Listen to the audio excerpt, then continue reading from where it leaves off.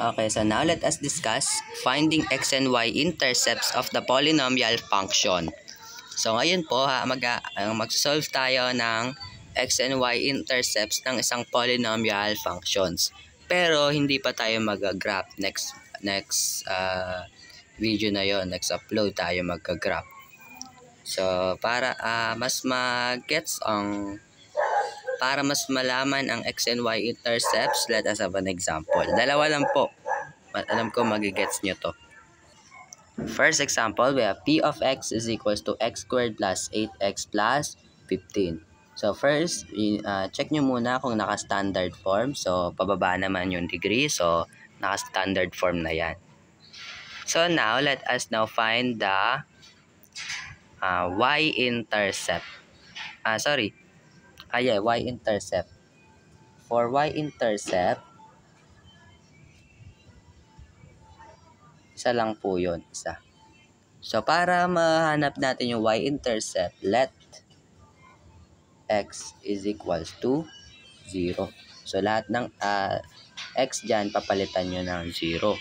So, since itong p of x, same lang naman yan sa y, so pwede na natin yan palitan as y is equals to yung x squared, papalitan natin ng 0x 0 plus 8 times, papalitan na ng 0 plus 15.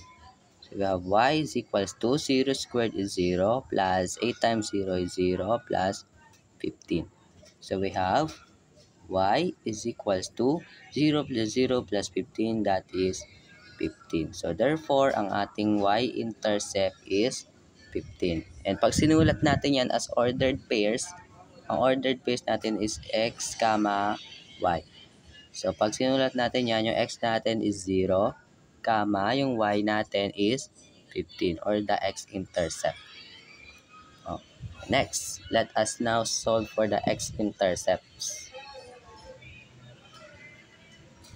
So ito pong x-intercepts, ito po yung zeros ng isang polynomial function or the roots. So kapag hinahanap nyo sa x-intercept, yung y naman, papalitan nyo ng 0. Let y is equals to 0. So magiging 0 is equals to x squared plus 8x plus 15.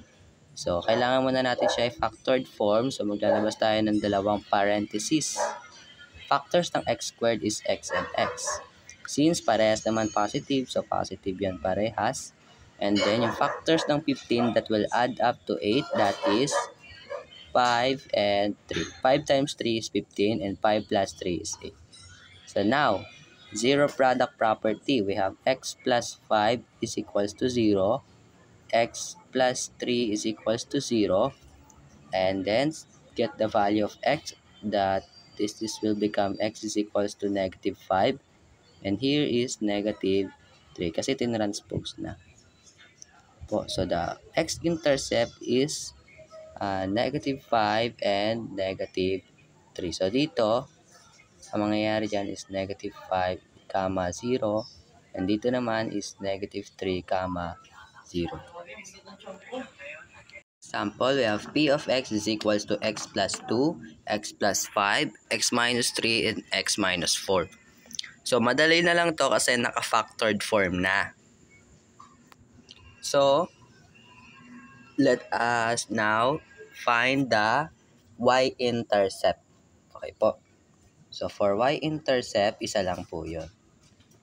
Intercepts. Isa lang. So, gagawin natin let x is equals to 0. So, kapag ang hinahanap nyo po is y-intercept, ang gagawin nyo po is i-equate nyo yung x into 0. Or papalitan nyo lahat ng x ng 0. So, we have y is equals to 0 plus 2. Substitute lang. 0 plus 5. 0 minus 3. And 0 minus 4. So, we have y is equals to 0 plus 2 is 2 times 0 plus 5 is 5, 0 minus 3 is negative 3, and 0 minus 4 is negative 4. And then, multiply nyo lang lahat yan. 2 times 5 times negative 3 times negative 4. That is So that is 120. So the y-intercept of this polynomial function is 120. So the ordered pairs is x comma y. So pag nilagay natin yan, that is x natin is 0, comma y natin is 120 or the y-intercept. So for x-intercepts.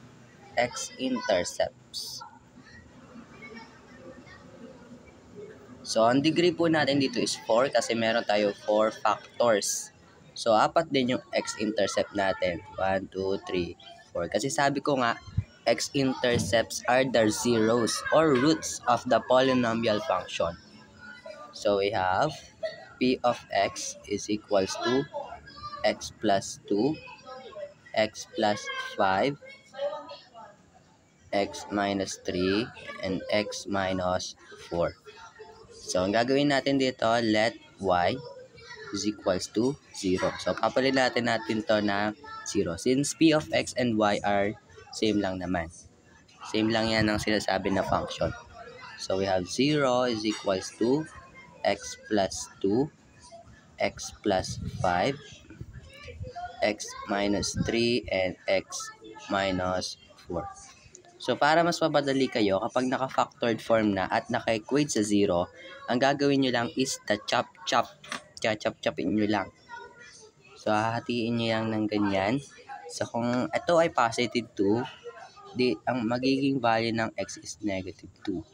Kung ito ay positive 5, ang value ng x magiging negative 5. Kung ito ay negative 3, ang value ng x magiging positive 3. Kung ito ay negative 4, ang value ng x is positive 4. So, ganyan lang. Short way. Chop-chop. So, we have negative 5, negative 2, 3, and 4. So, the x-intercept. So, the ordered phase must be negative 5 and 0. Dito is negative 2 and 0. We have 3 and 0. And then, dito naman is 4, 0. So, ganyan lang po kadali maghanap ng x and y intercepts. Kapag y-intercept, papalitan nyo lahat ng x ng 0.